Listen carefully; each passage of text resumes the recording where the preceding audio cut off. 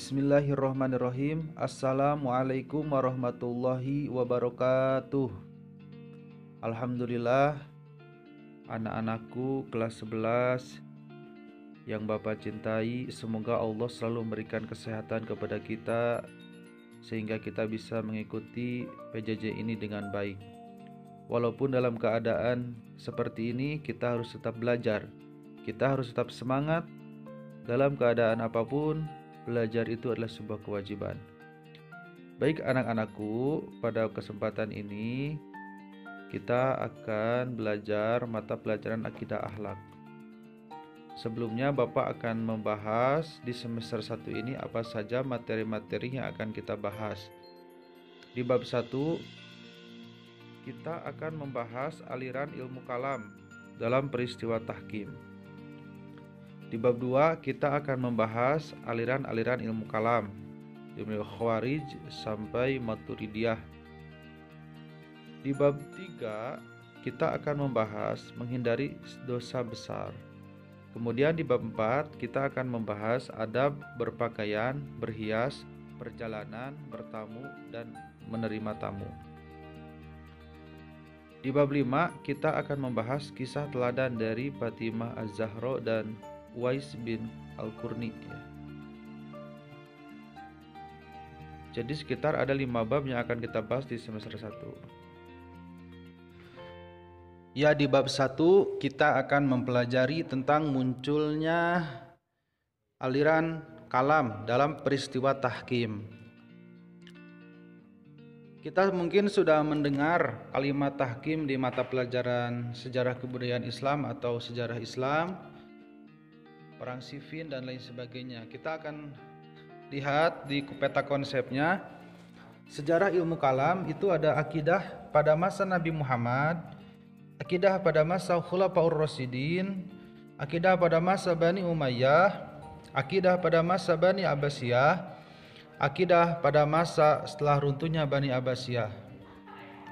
Nah, akidah pada masa Khulafaur Rasyidin ini yang terjadi adanya perpecahan atau yang disebut dengan peristiwa tahkim. Amatilah gambar berikut, kemudian kalian buat komentar di kolom komentar dengan menyertakan nama dan kelas serta gambar berikut ini ya. Jadi gambar atas ini dan gambar bawah. Kalian amati, kemudian apa yang muncul di benak kalian setelah melihat gambar tersebut. Kemudian kita masuk ke sejarah ilmu kalam. Kita awali sejarah ilmu kalam pada zaman ataupun akidah pada masa Nabi. Ketika Nabi masih hidup, umat Islam masih bersatu padu. Aliran-aliran itu masih kuat karena mereka berpatokan pada Nabi Muhammad. Tidak ada perpecahan. Para sahabat pun dilarang oleh Rasulullah memperdebatkan sesuatu yang dapat memicu perpecahan. Misalnya tentang qadar.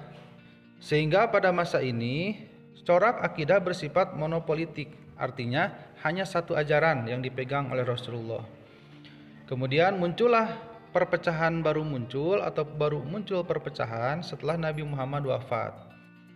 Mulailah berselisih siapakah yang akan menggantikan Nabi Muhammad. Kaum Ansor yang dipimpin oleh Sa'ad berembuk untuk membicarakan pergantian kepemimpinan, yang kemudian menyusul hadir Abu Bakar As-Siddiq sebagai pemimpin dari kalangan muhajirin, sebagai khalifah pada masa Nabi Muhammad setelah wafat.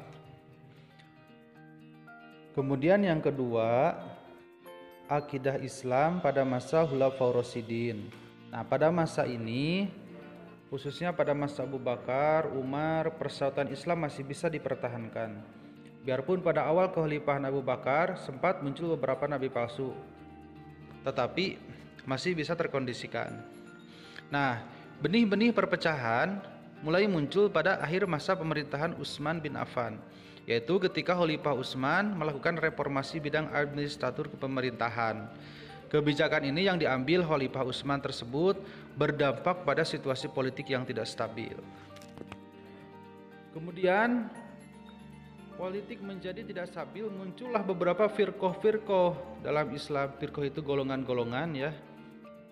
Kemudian politik tidak menjadi reda dengan meninggalnya Utsman, bahkan pertikaian semakin membesar, terjadinya perang Jamal dan perang Siffin. Ali bin Abi Thalib melawan pasukan Muawiyah bin Abi Sufyan. Perang Jamal dapat diselesaikan oleh Ali bin Abi Thalib dengan baik.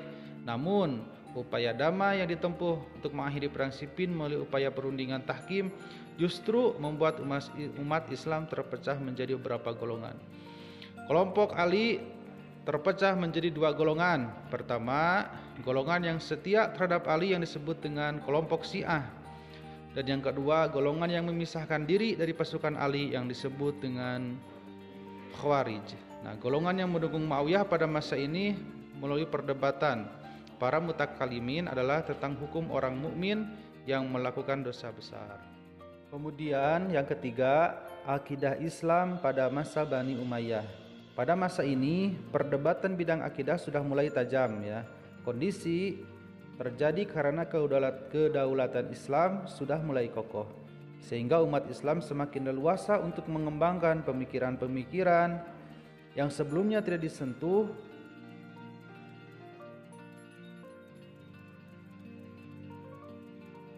Masuknya pemeluk Islam yang berasal dari berbagai daerah menjadi membawa alam pikiran dalam keyakinan. Sebelum masuk Islam juga menjadi faktor perkembangan pemikiran kalam. Umat Islam mulai tertarik untuk mendiskusikan masalah qadar, begitupun masalah istita'ah ya. Corak pemikiran yang represif dari beberapa khalifah Bani Umayyah menyebabkan sebagian umat Islam bersikap apatis. Apatis itu tidak peduli ya, cuek dan lain sebagainya. Mereka beranggapan bahwa apa yang selama ini dialami oleh umat Islam hakikatnya sudah menjadi suratan takdir. Namun pada akhirnya ada reaksi sebagian umat Islam yang menginginkan adanya perubahan. Mereka menandingi paham Jabariyah dengan memunculkan konsep teologi baru. Motor penggerak paham ini misalnya Ma'bad al-Juhani, Gailan Adam Syiki, dan Ja'ad bin Dirham. Mereka inilah tokoh Qadariyah yang pertama. Adapun para sahabat yang masih hidup pada masa ini misalkan Ibnu Umar, Jabir, Anas, Ibnu Abbas, Abu Hurairah, dan yang lainnya tidak mau terlibat dalam perdebatan tersebut, bahkan menolaknya.